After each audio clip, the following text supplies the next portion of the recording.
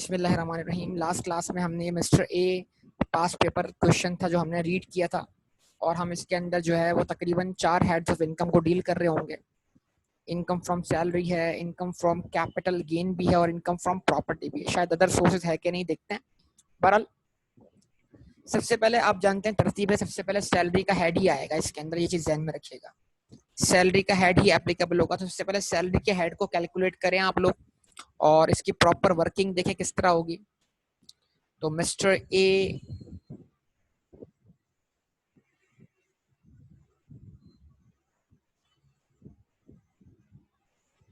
Individual है, ठीक है। पर्सनल स्टेटस का क्या है, आप इसको इस तरह लिख सकते हैं। अगर आप इसका प्रॉपर क्या करेंगे, प्रॉपर इसको अगर आप फॉर्मेट में लिखे तो आप बोले नेम,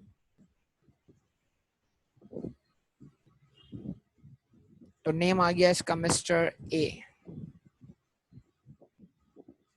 ठीक है जी।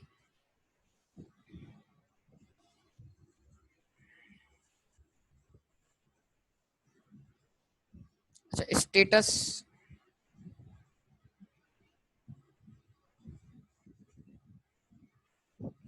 अब जब कोई स्टेटस नहीं बताया जाएगा तो आप उसको ऑब्वियसली क्या अज्यूम करेंगे, रेजिडेंट इंडिविजुअल। क्योंकि ए इंडिविजुअल है और उसका स्टेटस क्या है, रेजिडेंट, यानी हम अज्यूम करेंगे इसका फिजिकल स्टे पाकिस्तान में 183 दिन या उससे ज्यादा है,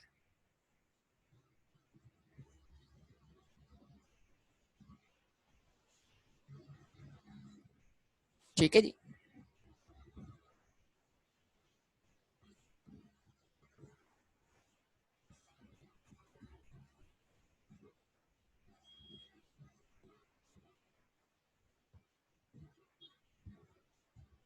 रेजिडेंट इंडिविजुअल,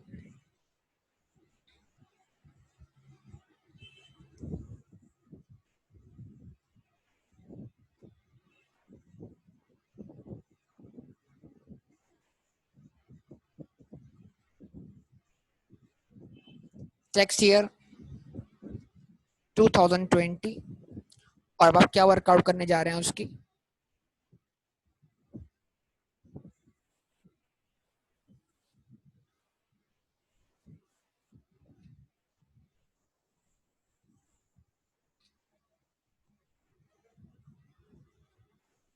टैक्सेबल इनकम।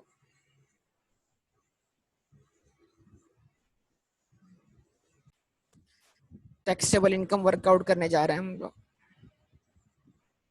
ठीक है जी। अच्छा जी, अब कम से कम 2 कॉलम बना लें, रुपीस, रुपीस, और एक कॉलम बना लें नोट का, कि किसी चीज को आपने कंसीडर नहीं करना तो आप उसको नोट नोट में डिफाइन कर दें।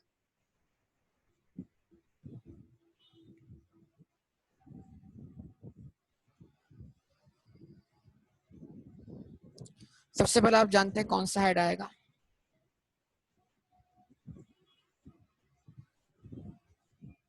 Income from salary.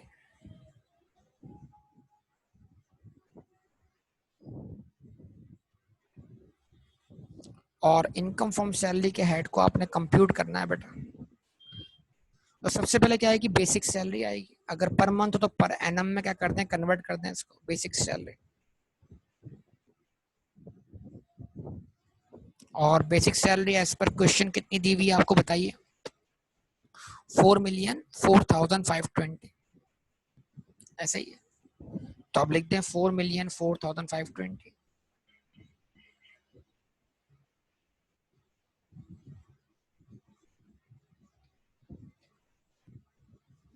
ठीक है। उसके बाद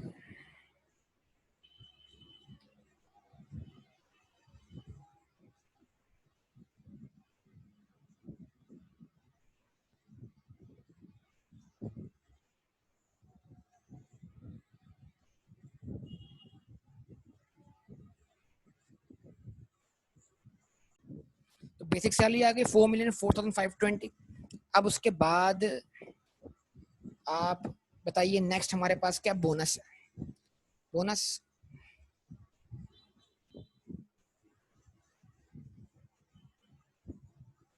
कितना है, बोनस 1,980,642,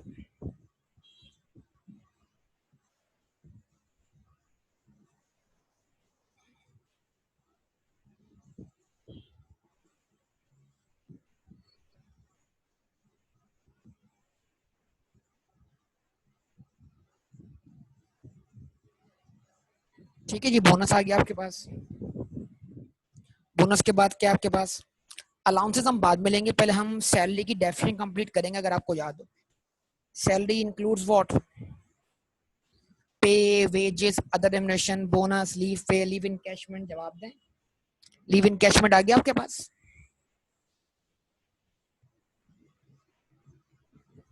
तो सबसे पहले आप इसको लें, लीव इनकैशमेंट को। आप कितना लें? तो जो एक एक ब्रॉड हेड ना, उसको कंप्लीट करना है आप, जो बेसिक सैलरी जिसमें सब कुछ शामिल है। तो तरतीब बनाए इस तरह के आप उसी डेफिनेशन के हिसाब से चलें। लीव इनकैशमेंट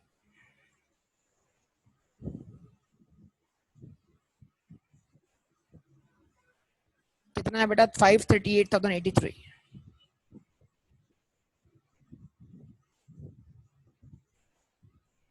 ओके जी, उसके बाद 538,083, उसके बाद हम क्या करते हैं जनाब, देखिएगा। अब यहाँ पर बेसिक सैलरी आ गई, बोनस आ गया, लीव इनकैशमेंट आ गया। अब डायरेक्टर फी, फी फी भी उसमें शामिल है ना बेसिक सैलरी के अंदर। फी, ग्रेचुटी, वर्क कंडीशन सप्लीमेंट, ये फी, इस फी को भी आप ऊपर वाले हिस्से में ऐड कर दें। ठीक है, इसी में ऐड करते हैं इसको।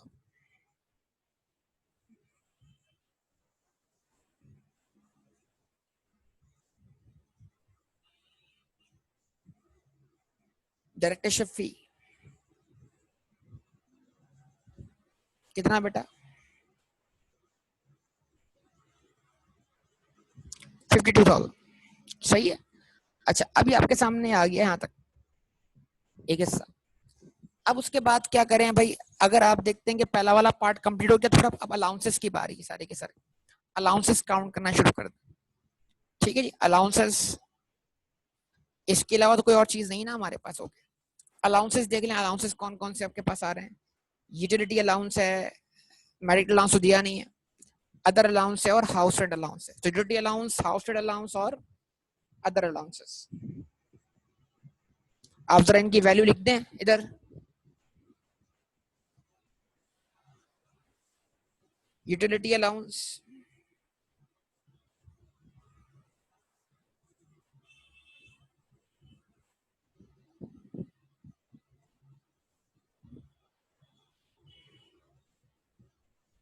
House rent allowance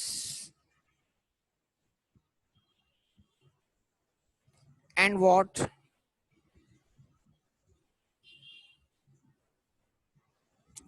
other allowance. Utility allowance की वैल्यू कितनी है बेटा? 400,452।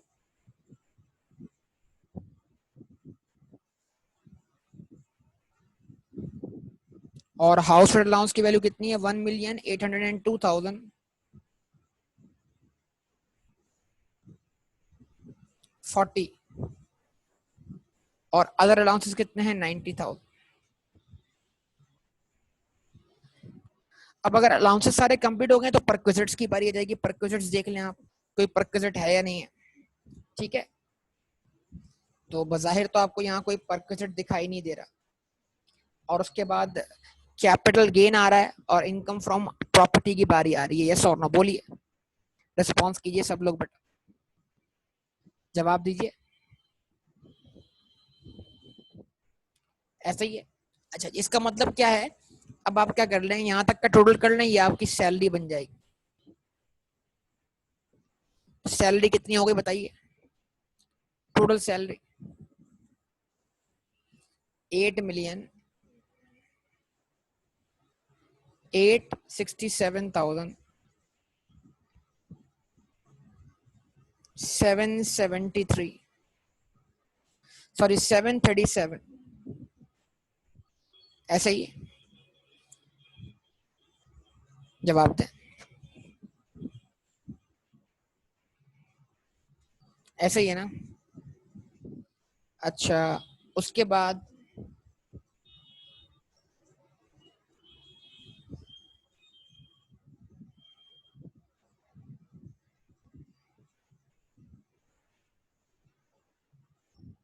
नेक्स्ट वन हमारे पास क्या है?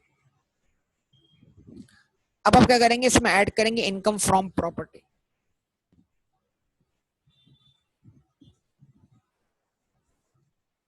क्योंकि इनकम फ्रॉम सैलरी के बाद अगला हेड आपके पास इनकम फ्रॉम प्रॉपर्टी है। ये आपकी अगली हेडिंग है। ठीक है जी। तो एक तरफ निकालें आप एक्चुअल रेंट,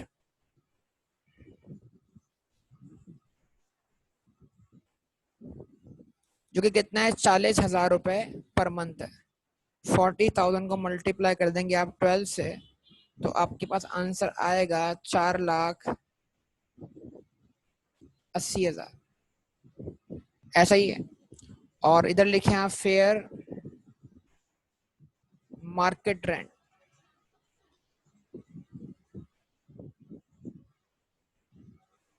कितना, 4,50,000। तो एक्चुअल रेंट और fair market rent whichever is higher. ठीक है जी।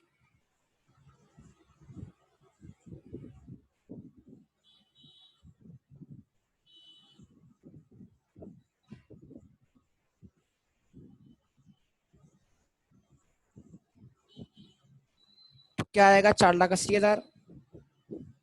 और ये ग्रॉस अमाउंट ही क्या होगा, टैक्स होगा। उसके बाद कैपिटल गेन आ जाएगा आपके पास,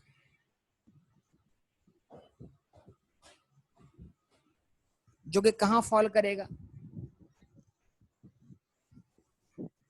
सेक्शन 37 में। और वो कैपिटल गेन आपको डायरेक्टली कैलकुलेट करके दिया गया है क्वेश्चन में ही, 4,206,000। और ये वो शेयर जो स्टॉक ऑप्शन ऑप्शन स्कीम में खरीदे गए थे इसी कंपनी का, और ये कंपनी अनलिस्टेड है, तो लिहाजा ये गेन कहाँ टैक्स होगा, सेक्शन 37 में, क्योंकि ये शेयर्स ऑफ प्राइवेट कंपनी कहलाएंगे एज पर टैक्स लॉ। ठीक है जी। तो आपने लिखा 4,206,000, ऐसा ही है।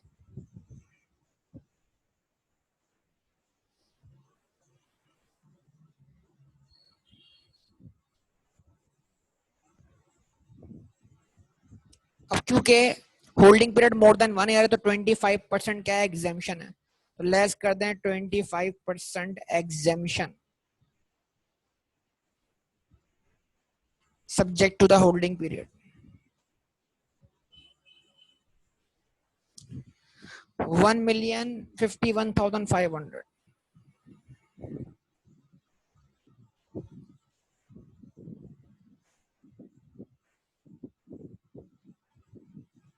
लेस कर दिया। ये लेस करने के बाद जो बचेगा वो टैक्सेबल होगा।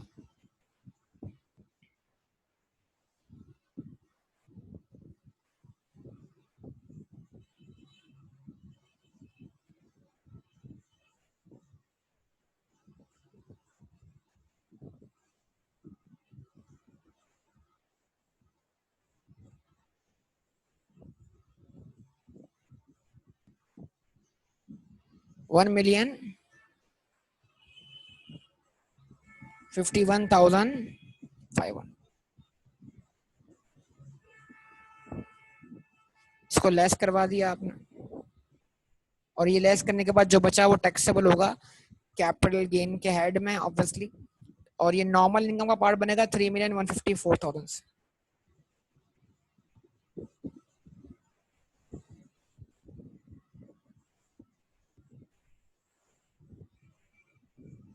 ठीक है जी।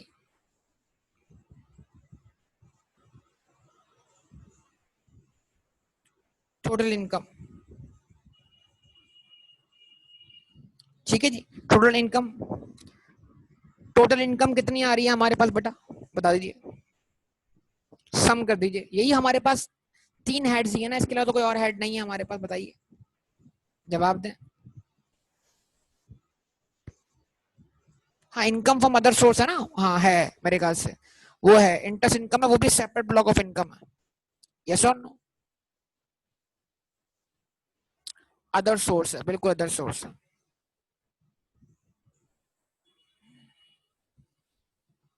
ओके, उसको भी शामिल करते हैं।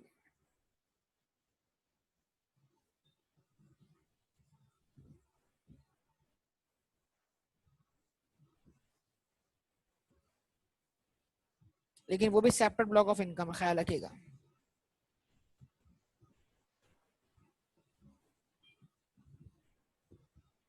इनकम फ्रॉम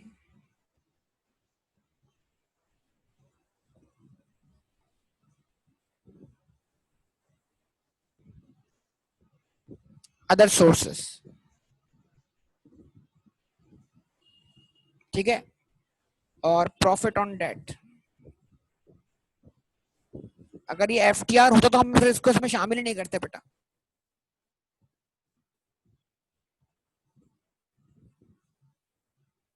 ये बेटा प्रॉफिट ऑन डेट कितना है, 6500।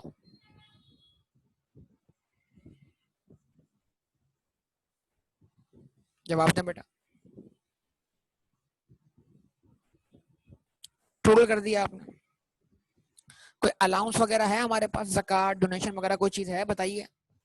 कोई अलाउंस है क्वेश्चन में?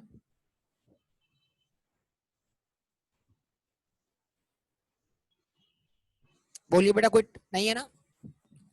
ये कहलाएगी आपकी क्या, टोटल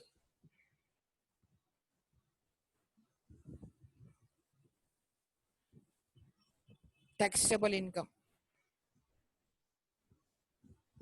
यही टोटल इनकम है, ये टैक्सेबल इनकम है 12,508,737।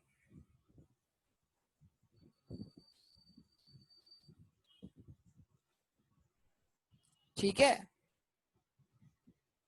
सही है।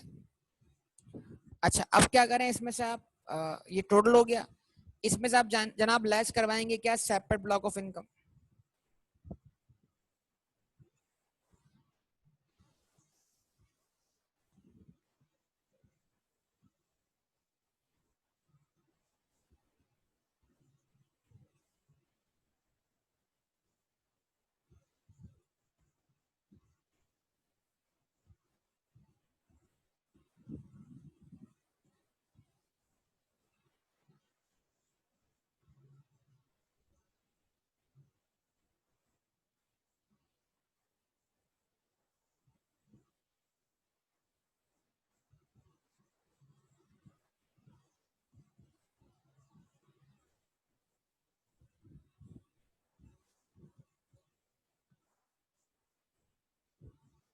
तो सेपरेट ब्लॉक ऑफ इनकम आपके पास दो हैं।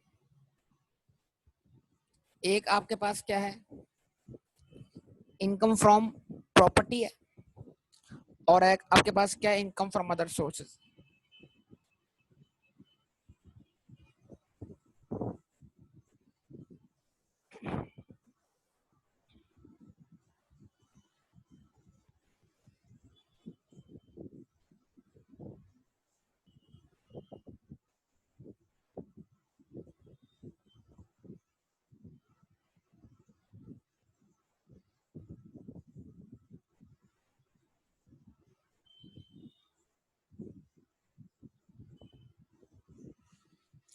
इनकम फ्रॉम प्रॉपर्टी कितनी है आपके पास, 4,80,000।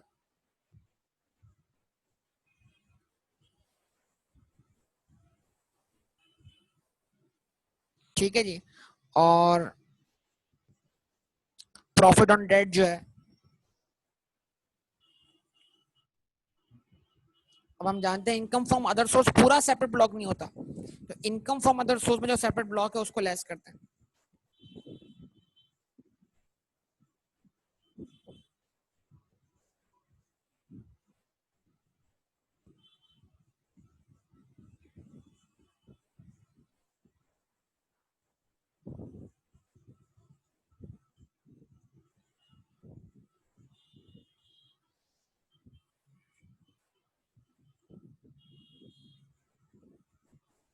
6,500।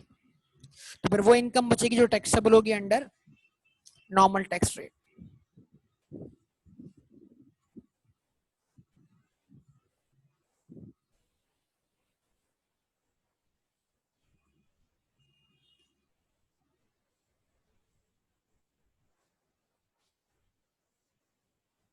टैक्सेबल इनकम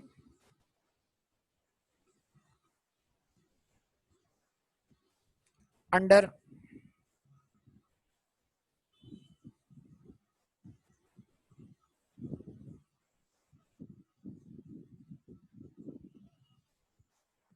नॉर्मल रेट्स कितनी बेटा 12,22,237 बताओ salaried case non salaried case कौन सा केस अप्लाई करें सैलरीड या नॉन सैलरीड बोलो कैसे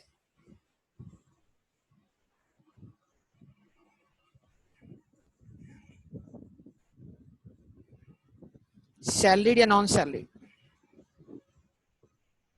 अच्छा मैं आपसे कुछ सवाल पूछता हूँ उसका जवाब दें ये है सैलरी सैलरी को डिवाइड 8,867,737 को डिवाइड करें किससे इससे 12,508,337 से 737 से ये वैल्यू इस वैल्यू का कितना परसेंटेज बनती है बताइए खाली परसेंटेज बताइएगा मुझे जो मैं बोल रहा हूँ उसका जवाब दीजिएगा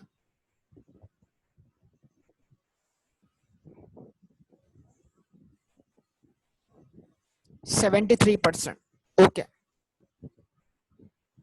अच्छा अब जो बोल रहा हूँ वो करो अगला स्टेप 8,867,737 को लाके डिवाइड करो किससे 12,22,237 से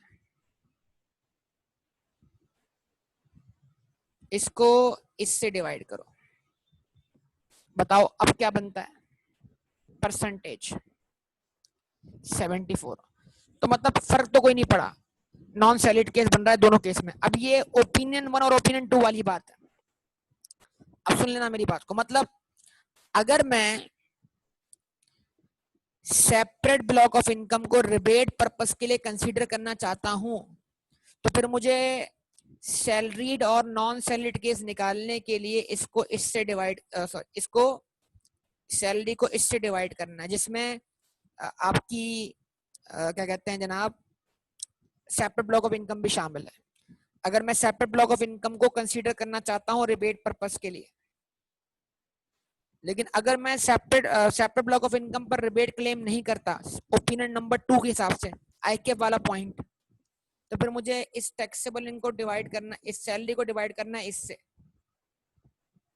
जिसमें सेपरेट ब्लॉक ऑफ इनकम शामिल नहीं है तो अब अपना डिसीजन लें कि आपने सेपरेट ब्लॉक ऑफ इनकम पर रिबेट कैलकुलेट करना है रिबेट कैलकुलेट नहीं करना ठीक है जी तो अगर रिबेट कैलकुलेट नहीं करना तो फिर आप क्या करें सैलरी को नॉर्मल इनकम से डिवाइड करें जो कि टैक्स नॉर्मली टैक्स होगी ठीक है और या फिर आप सेपरेट ब्लॉक ऑफ इनकम पे अगर रिबेट कैलकुलेट करते हैं तो आप इसको लाके इससे डिवाइड करते हैं तो ये दोनों ओपिनियंस प्रीवेल कर जाएंगे आपके और दोनों चीजें सही मानी जाएंगी ठीक है लेकिन फिल वक्त तो अभी दोनों केस में क्या बन रहा है बेटा नॉन सैलरीड केस बन रहा है यस और नो बोलिए जवाब दीजिए बेटा रिस्पॉन्स दीजिए रिस्पॉन्स ऐसा ही है अच्छा जी ओके नाउ अब क्या वर्कआउट कर लें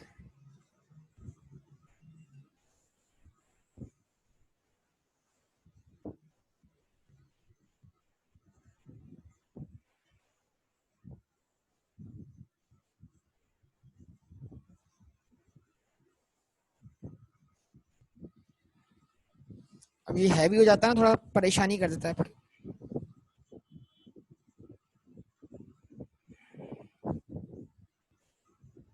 तो इसको मैं अगले पेज पे कैलकुलेट कर रहा हूँ ताकि ये मुझसे आसानी से कैलकुलेट हो जाए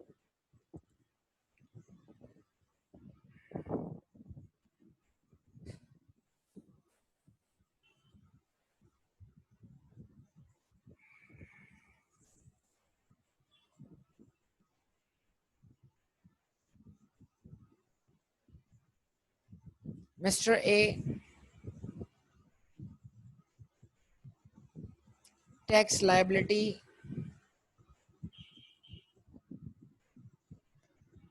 कौन सा केस है भाई? Non salaried case.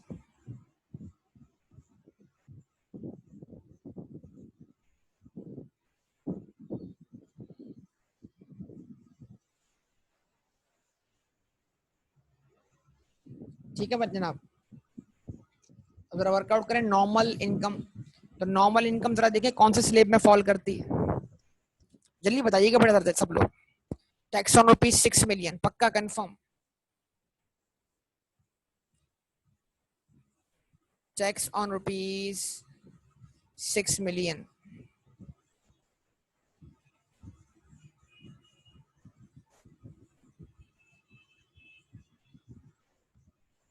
कितना बना?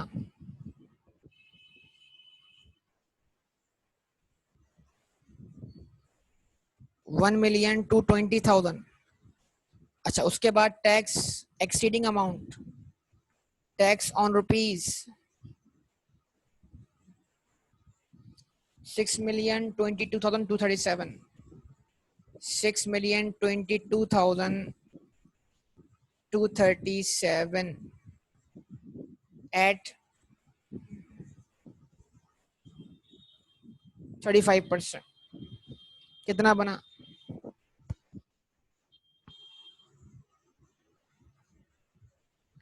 2,107,783। ठीक है जी, सही है, जवाब दीजिए।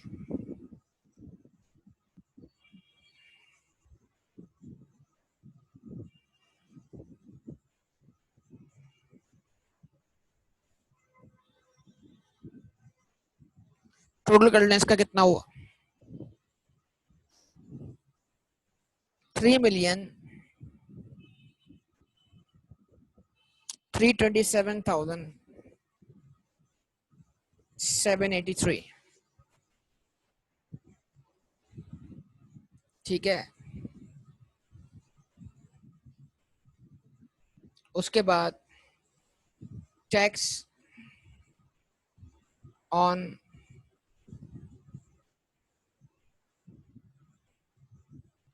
सेपरेट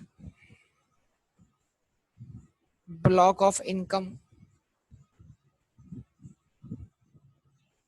सबसे पहले क्या है? इनकम फ्रॉम प्रॉपर्टी है। जवाब दे बेटा।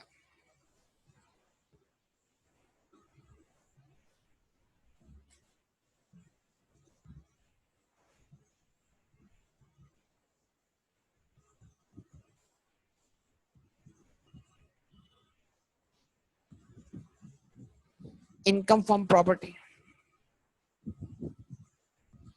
बताइए। इनकम फ्रॉम प्रॉपर्टी पे कितना टैक्स बनता है? 4,80,000 में से कितने एग्जाम्प्ट होंगे? 4 lakh separate block rate apply.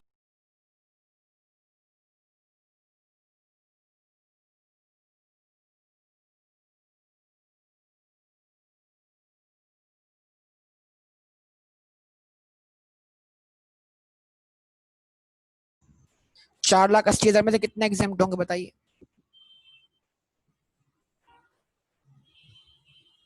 2 lakh. तो आप बोलेंगे टैक्स ऑन रुपीज 200,000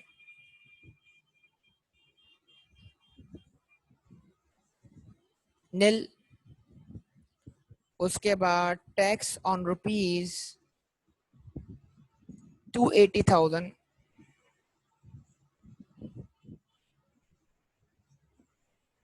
एट 5%। कितना? 2,80,000 का 5%, 14,000।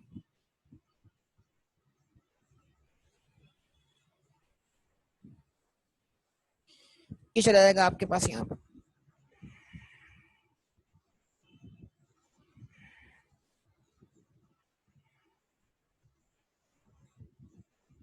उसके बाद बेटा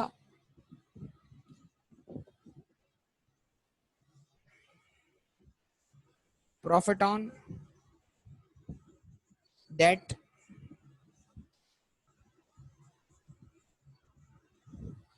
कितना टैक्स लगना है? 15% लगना है।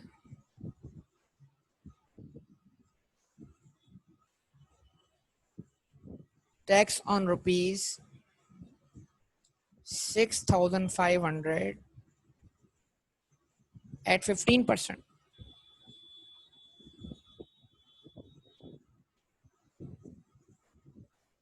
975।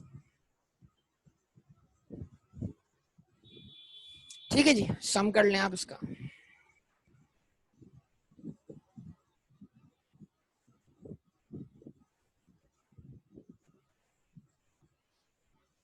टैक्स लायबिलिटी कितनी आई? 3,342,758। अब इसमें तो लेस कर दें।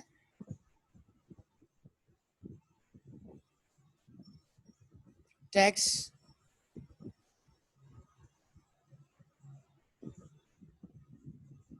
withheld एट सोर्स, वो टैक्स जो विदहोल्ड हुआ है at source on salary, salary पे विदहोल्ड हुआ है कितना? 1,200,000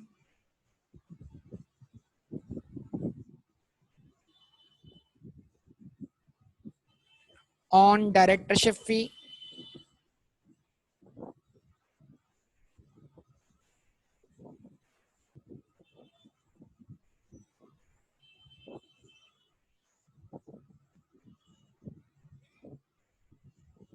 $52,000 का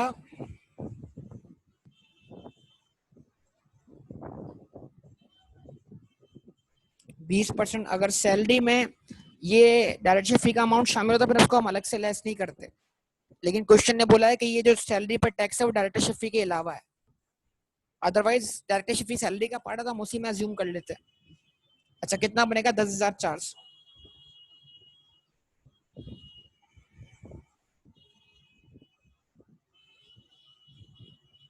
यस और नो बोलिए। और उसके बाद ऑन प्रॉफिट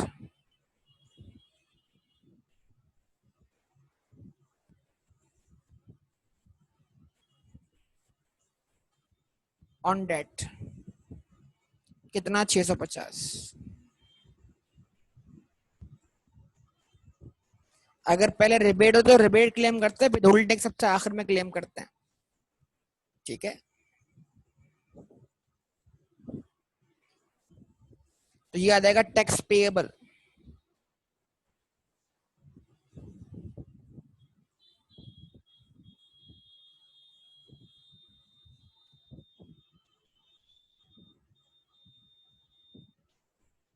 विद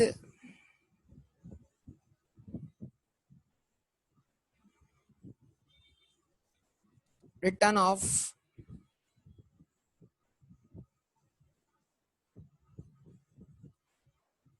इनकम,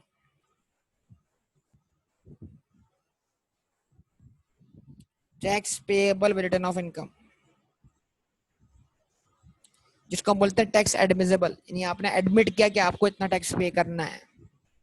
2,131,708, ये आपका आंसर है। ठीक है बेटा, अब बताइए क्या मुश्किल बात है इसके अंदर? रिस्पॉन्स दीजिए आप सब लोग। ये क्वेश्चन सॉल्व हो गया आपका। कोई बात इसमें मुश्किल हो, कोई सवाल हो तो पूछ लीजिए बेटा।